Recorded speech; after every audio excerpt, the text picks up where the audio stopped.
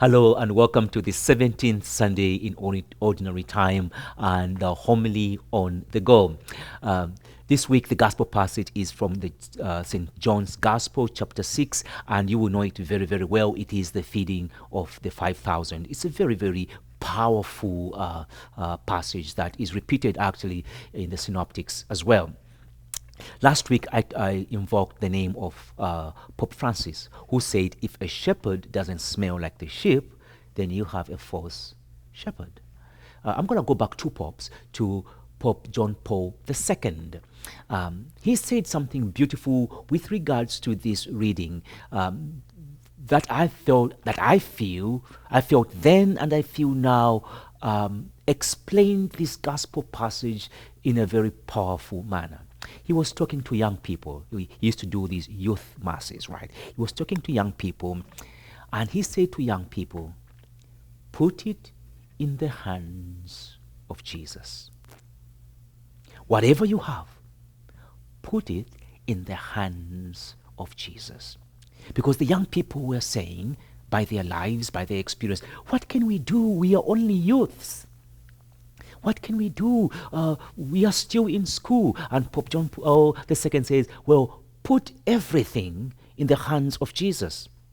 Then sit and watch the miracle happen. Today's gospel passage, we have a young person with 2 fish and 5 loaves. What can we do with so little when there are so many to feed? And the disciples actually laughed at this. There is some humor in there where the disciples go over to Jesus and they say, oh, send these people away. These people, right? Send these people away. There are so many. We cannot feed them. Jesus says, have them sit down and feed them. Oh, we don't have anything but some loaves and some 2 fish. Jesus says, that's enough. Now, obviously, in the back of my mind, I'm thinking Hollywood, right? Jesus raises the bread and puts it down, and abracadabra, here we have lots of bread, and raises the fish and puts it down, and abracadabra, we have fish. I don't think we're talking about a magician here. The encouragement here is, what do you have? Don't say you have nothing to offer. Lord, all I have is a smile, you might say. Take that smile, put it in the hands of Jesus, and see just how many will be lifted up by the smile. Oh Lord, I am...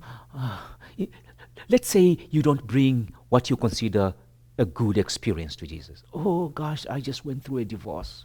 Terrible, right? Well, put it in the hands of Jesus. I know it's a painful experience. Just put it in there. And I'm not saying this to encourage anything, right? I'm not saying this.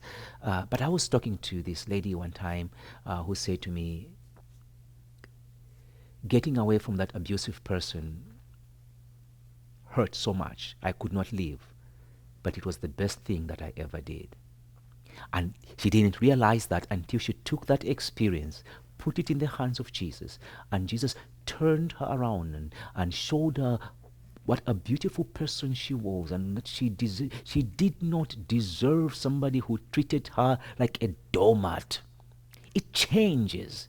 Whatever is happening in our lives, whatever we bring in our lives as we reflect on this gospel is, do you and I have the courage and the trust to bring everything to the Lord in prayer and say, here, this is all I have. And that's what John Paul II told the young people, and I think that message still rings true today. The disciples are very interesting in this passage. They, let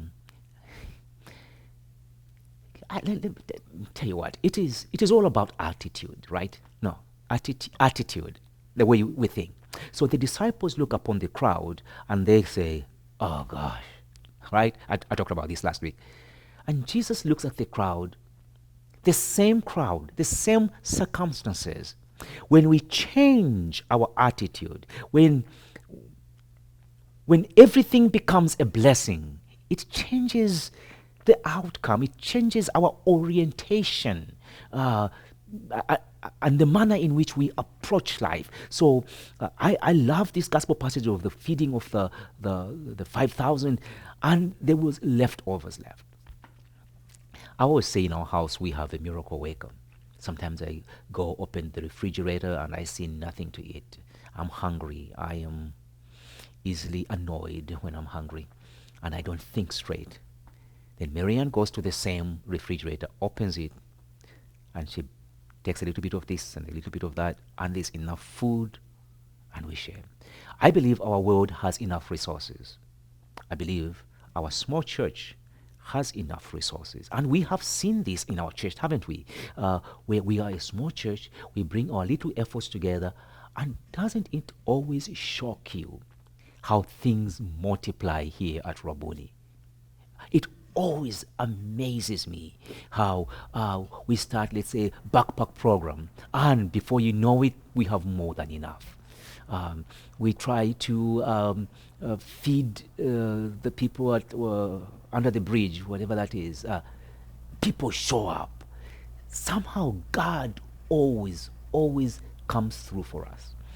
So let us pray during this Eucharist for ourselves, that we might have the trust to bring whatever it is that we have, no matter how little it is. Bring it to the Lord in prayer and watch. Watch how everything in the hands of Jesus becomes a blessing. Even the most painful things placed in the hands of Jesus, they are transformed. They become life-giving. Welcome to the 17th Sunday in Ordinary Time. Love you.